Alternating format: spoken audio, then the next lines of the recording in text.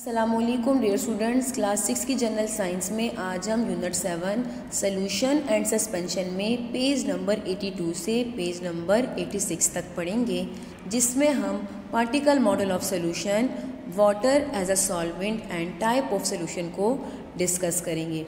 सबसे पहले हम पढ़ते हैं पार्टिकल मॉडल ऑफ सोल्यूशन के बारे में। सोल्यूशन क्या होता है? Solution is the homogeneous mixture of two और मोर देन टू कंपोनेंट। जब दो या दो से ज़्यादा कंपोनेंट हमारे पास होमोजीनियस कंपोजिशन बनाए, यानी कि जो सोल्यूट पार्टिकल्स होते हैं वो कम्प्लीटली डिज़ोल्व हो जाए सॉल्वेंट में और वो एक यूनिफॉर्म कंपोजिशन बनाए, एक यूनिफॉर्म मिक्सचर बनाए, तो इस किस्म के मिक्सचर को कहा जाएगा सोल्यूशन। अब हमारे पास सोल्यूशन में जो सोल्यूट और सॉल्वेंट होती हैं, इनकी जो इंटरेक्शन होती है, किस तरह से इंटरेक्ट करते हैं, किस तरह से जो सोल्यूट है वो सॉल्वेंट में डिज़ोल्व होते हैं, तो इसकी इंटरेक्शन को हम पार्टिकल मॉडल ऑफ थ्योरी से एक्सप्लेन कर सकते हैं। पार्टिकल मॉडल थ्योरी क्या है? It explain the nature of matter as well as the interaction with the other substances. यानी कि जो पार्टिकल मॉडल थ्योरी है ये हमें मैटर की नेचर के बारे में बताता है कि मैटर की नेचर किस तरह से और ये किस तरह से दूसरे सब्सटेंसेस के साथ इंटरेक्शन करता है, किस तरह से सोल्यूट पार्टिकल जो होते हैं वो सॉल्वेंट में डिज़ोल्व होते हैं। सबसे पहले हम पार्टिकल मॉडल थ्योरी के मेन पॉइंट्स पढ़ते हैं कि इनके मेन पॉइंट्स क्या हैं। All type of matter is made up of small particle. According to this theory, हमारे पास जितने भी मैटर हैं, जो सॉलिड है, लिक्विड है, गैस है, वो क्या करते हैं? वो स्मॉल पार्टिकल में एग्जिस्ट करते हैं, वो छोटे छोटे पार्टिकल से मिलकर बने होते हैं।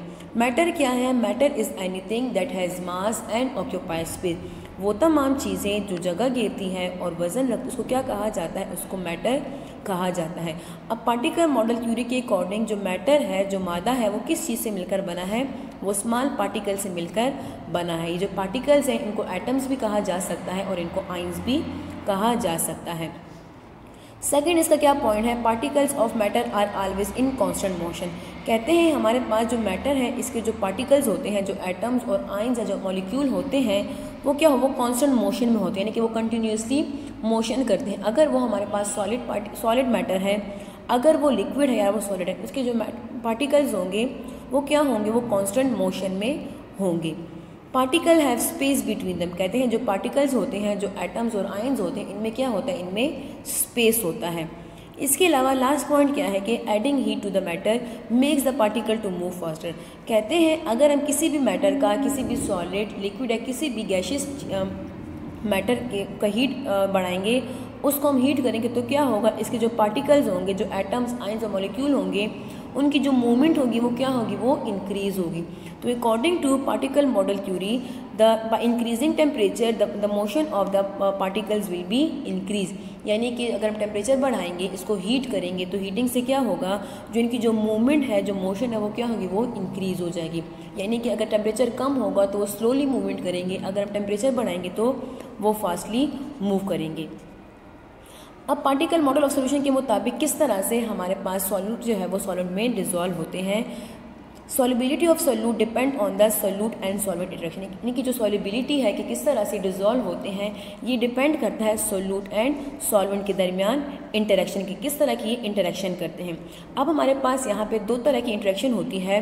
एक होती है सोल्यूट एंड सोल्यूट इंटरेक्शन, यानी कि जो सोल्यूट पार्टिकल होते हैं इनकी आपस में इंटरेक्शन होती है, और सेकंड होती है सोल्यूट एंड सॉल्वेंट इंटरेक्शन, यानी कि जो सोल्यूट पार्टिकल्स होते हैं और जो सॉल्वेंट पार्टिकल्स होते हैं इनकी भी आपस में फोर्सेस ऑफ अट्रैक्शन होती है। If the attraction forces between solute and solute particle is weaker than the solute and solvent particle, the solute will be soluble in solvent. कहते हैं कि अगर हमारे पास जो सोल्यूट पार्टिकल्स हैं उनकी आपस में अगर अट्रैक्शन वीक है, फॉर एग्जांपल अगर कोई सॉल्ट हम ले रहे हैं, उसको हम वाटर में डिज़ोल्व कर रहे हैं, तो कहते हैं अगर उस सॉल्ट की आपस में, सॉल्ट के जो मॉलिक्यूल होंगे, जो एटम होंगे, जो आयंस होंगे, कहते हैं अगर उनकी आपस में attraction weak compare to solute and solvent particle interaction, तो इस केस में क्या होगा? सॉल्वेंट जो होगा वो सोल्यूट को स्ट्रांगली अट्रैक्ट करेगा और वो जो है वो कम्प्लीटली डिज़ोल्व हो जाएगा सॉल्वेंट में। तो इस केस में अगर हमारे पास सोल्यूट सोल्यूट जो इंटरेक्शन है वो वीक हो और सोल्यूट सॉल्वेंट इंटरेक्शन स्ट्रॉन्ग हो, तो सोल्यूट जो होगा वो सॉल्युबल होगा।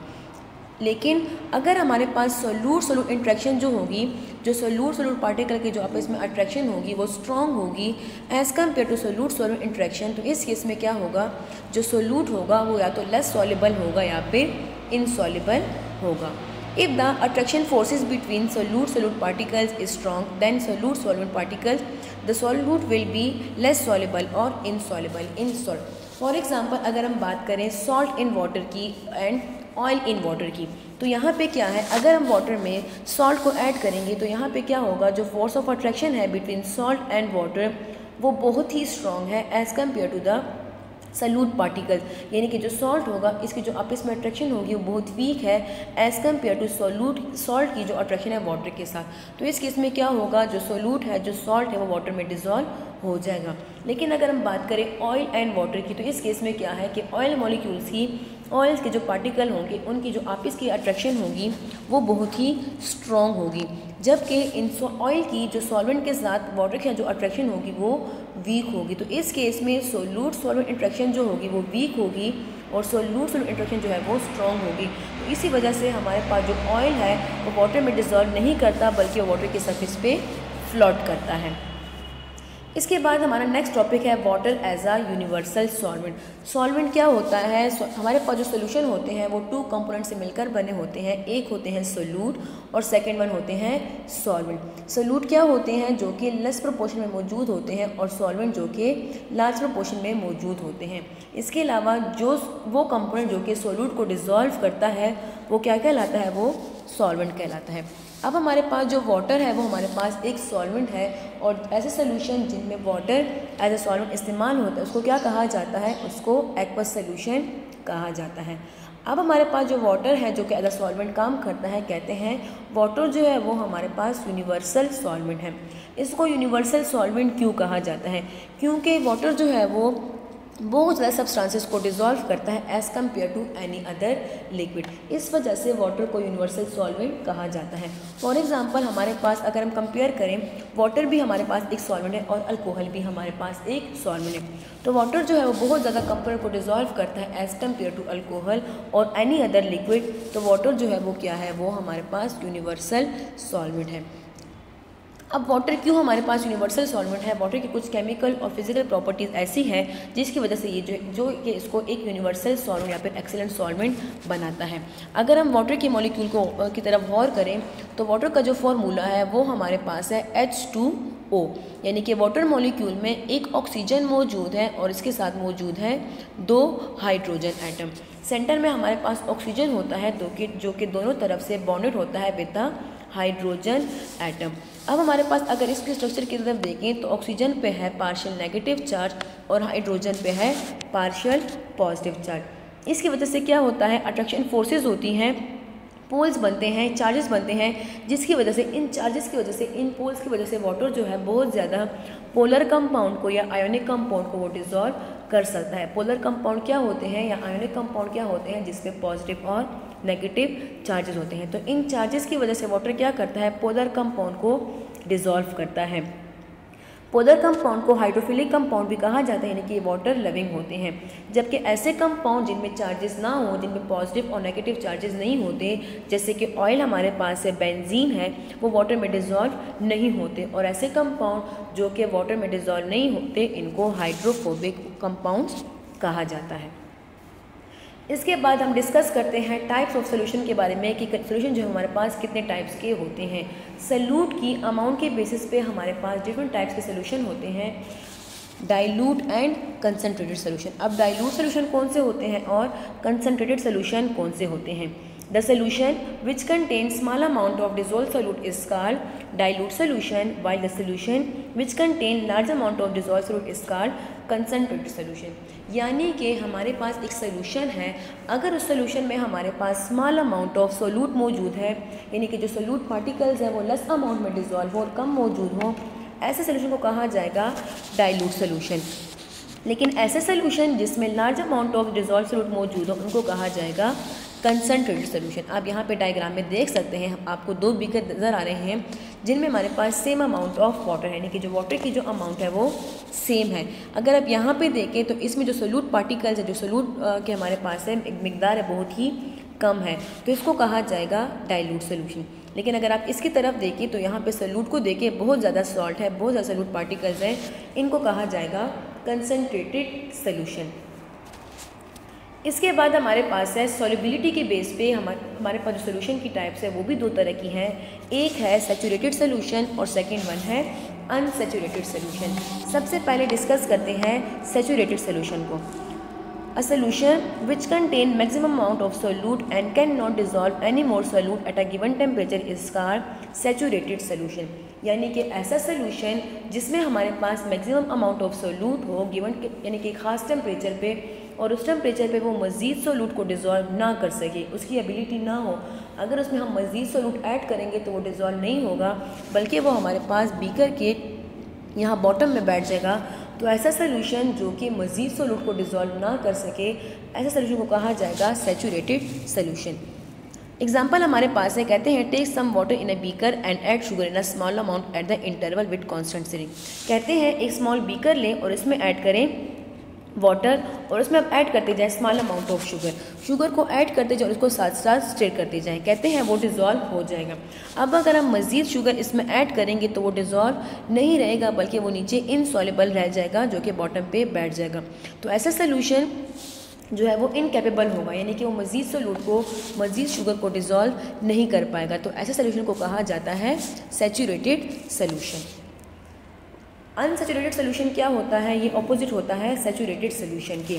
अ solution which can dissolve further amount of solute and have the capacity to dissolve more solute at the particular temperature is called unsaturated solution.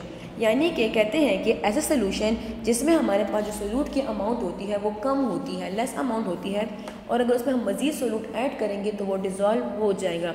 यानी कि ऐसा सोल्यूशन जो कि गिवन टेम्परेचर पे, एक ख़ास टेम्परेचर पे मज़ीद सोल्यूट को डिज़ोल्व कर सके, उसमें एबिलिटी हो कि वो सोल्यूट को डिज़ोल्व करे, ऐसे सोल्यूशन को कहा जाएगा unsaturated solution. For example, take a glass half filled with water, add a spoon of table salt in it, it will dissolve, add another spoon of salt, it will also dissolve. Such a solution is unsaturated solution। कहते हैं एक गिलास पानी लें और इसमें एक चम्मच जो है वो सॉल्ट ऐड करें, तो कहते हैं वो क्या होगा, वो सॉल्ट जो है वो उसमें डिज़ोल्व हो जाएगा। अब अगर इसमें हम मज़ीद सॉल्ट ऐड करें, एक और चम्मच ऐड करें, तो उसको भी डिज़ोल्व कर लेगा। तो ऐसा सोल्यूशन जो कि सोल्यूट को ऐड कर सके, जो कि सोल्यूट को जो सोल्यूट को डिज़ोल्व करने की एबिलिटी रखता हो, कैपेसिटी हो उसमें कि वो सोल्यूट को डिज़ोल्व करे, उसको कहा जाएगा सैचुरेटेड सोल्यूशन। तो क्या फ़र्क होता है हमारे पास सैचुरेटेड और अनसैचुरेटेड सोल्यूशन में? ऐसा सोल्यूशन जिसमें सोल्यूट की अमाउंट कम होती है, लेस अमाउंट ऑफ सोल्यूट होता है, और वो मज़ीद सोल्यूट को डिज़ोल्व कर सकता है, उसको कहा जाता है अनसैचुरेटेड सोल्यूशन। जबकि ऐसा सोल्यूशन जिसमें मैक्सिमम अमाउंट ऑफ सोल्यूट हो, यानी कि जो सोल्यूट की मिकदार हो वो ज़्यादा हो और वो मज़ीद सोल्यूट को डिज़ोल्व नहीं कर सकता, उसको कहा जाएगा सैचुरेटेड सोल्यूशन। इसके बाद हमारा लास्ट टॉपिक है सॉल्युबिलिटी। सॉल्युबिलिटी का मतलब होता है कि कोई सोल्यूट जो है वो कितने अमाउंट ऑफ सोल्यूट को डिज़ोल्व कर सकता है, किसी सोल्यूशन की कितनी एबिलिटी है कि वो कितने अमाउंट ऑफ सोल्यूट को डिज़ोल्व कर सकता है। The amount of solute that will dissolve in a given amount of a solvent at a given temperature. यानी कि फॉर एग्जांपल हमारे पास एक गिलास पानी है, उस एक गिलास पानी में हम जितना सोल्यूट कोई भी सॉल्ट ऐड करेंगे, शुगर ऐड करेंगे, तो वो एक गिलास वाटर जो है वो जितने सोल्यूट को, जितने शुगर को वो डिज़ोल्व कर सकेगा उस टेम्परेचर पे, उसकी इस एबिलिटी को कहा जाएगा सॉल्युबिलिटी। इसको हम इस तरह से भी डिफाइन कर सकते हैं, the number of gram of solute dissolve in 100 gram of solvent to prepare a saturated solution. यानी कि इसको इस तरह से डिफाइन कर सकते हैं कि हमारे पास एक 100 ग्राम ऑफ सॉल्वेंट है, उस 100 ग्राम ऑफ सॉल्वेंट में जितने ग्राम ऑफ सोल्यूट रिक्वायर होंगी, किसके लिए? सैचुरेटेड सोल्यूशन बनाने के लिए। यानी कि सैचुरेटेड सोल्यूशन बनाने के लिए किसी भी सॉल्वेंट में जितने अमाउंट ऑफ सोल्यूट डिज़ोल्व होते हैं एक ख़ास टेम्परेचर पे, स्पेसिफिक टेम्परेचर पे, उसको कहा जाएगा सॉल्युबिलिटी। अब जो सॉल्युबिलिटी है इसका जो है वो टेम्परेचर पे बहुत ज़्यादा इफेक्ट होता है कि टेम्परेचर बढ़ाने से कुछ मॉलिक्यूल की सॉल्युबिलिटी जो होती है वो इंक्रीज़ होती है और कुछ मॉलिक्यूल की जो सॉल्युबिलिटी है वो डिक्रीज़ होती है। अगर हम बात करें गैशियस मॉलिक्यूल की सॉल्युबिलिटी के बारे में, तो जो गैशियस मॉलिक्यूल होते हैं वो हमारे पास कंटिन्यूसली मूवमेंट में होते हैं, यानी कि वो कंटिन्यूसली मोशन करते हैं, वो मूवमेंट में होते हैं। और पार्टिकल मॉडल थ्योरी में हमने डिस्कस किया कि जब हम हीट बढ़ाएंगे तो मूवमेंट क्या होगी, वो इंक्रीज़ हो जाएगी। तो जितनी मूवमेंट इंक्रीज़ होगी वो एस्केप हो जाएंगे और इनकी सॉल्युबिलिटी डिक्रीज़ हो जाएगी। तो अगर हम गैशियस मॉलिक्यूल की बात करें, the solubility of all gaseous solute decrease with an increase in temperature, for example oxygen and carbon dioxide. यानी कि कहते हैं कि हमारे पास कोई भी गैशियस सोल्यूशन है या ऐसा सोल्यूशन है जिसमें गैस मौजूद है, तो कहते हैं अगर हम टेम्परेचर बढ़ाएंगे तो इसकी सॉल्युबिलिटी डिक्रीज़ हो जाएगी। यानी कि इसका मतलब है कि अगर हम टेम्परेचर बढ़ाएंगे तो जो गैसेस मॉलिक्यूल क्या होंगे वो एस्केप हो जाएंगे, वो इवोपोरेट हो जाएंगे, और जो सोल्यूशन रहेगा उसमें सोल्यूट की जो गैसेस सोल्यूट होंगे उसकी अमाउंट कम हो जाएगी। तो टेम्परेचर इंक्रीज़ करने से गैसेस जो सोल्यूट हैं उनकी सॉल्युबिलिटी डिक्रीज़ होती है। इसके अलावा कुछ सब्सटेंस ऐसे होते हैं जो कि हीट को एब्जॉर्ब करते हैं, यानी कि कुछ ऐसे सब्सटेंस होते हैं जैसे कि हमारे पास पोटेशियम नाइट्रेट या कैल्शियम क्लोराइड है, ये ठंडे पानी में डिज़ोल्व नहीं होते, इनकी जो सॉल्युबिलिटी होती है वो लो टेम्परेचर पे लेस होती है, लेकिन जो इसको हम टेम्परेचर बढ़ाएंगे, इसको हम हीट करेंगे तो इनकी सॉल्युबिलिटी इंक्रीज़ हो जाएगी। तो हमारे पास हीट एब्जॉर्बिंग सब्सटेंसेस होते हैं जो कि जिनकी सॉल्युबिलिटी जो है वो हीट बढ़ाने से इनकी सॉल्युबिलिटी जो है वो इंक्रीज़ होती है। इसके अलावा कुछ हमारे पास ऐसे सब्सटेंसेस होते हैं जो कि हीट रिलीज़ करते हैं ड्यूरिंग द केमिकल रिएक्शन, जैसे कि कैल्शियम ऑक्साइड। जब कैल्शियम ऑक्साइड को हम ठंडे पानी में ऐड करते हैं तो क्या हो जाता है, पानी जो है वो गर्म हो जाता है, यानी कि वो क्या करता है, वो इस रिएक्शन के दौरान हीट रिलीज़ करता है। तो ऐसे सब्सटेंस का अगर हम हीट मज़ीद इंक्रीज़ करेंगे तो इनकी जो सॉल्युबिलिटी होगी वो डिक्रीज़ हो जाएगी। जबकि हमारे पास कुछ ऐसे सब्सटेंसेस भी होते हैं जिनकी जो सॉल्युबिलिटी जो है उस पर टेम्परेचर पे कोई भी इफेक्ट नहीं होता, यानी कि जो टेबल सॉल्ट है, हमारे पास जो नमक है, उसके अगर हम टेम्परेचर बढ़ाएंगे या कम करेंगे उसकी सॉल्युबिलिटी जो है वो सेम रहेगी, उस पर कोई भी इफेक्ट नहीं पड़ेगा। शुक्रिया।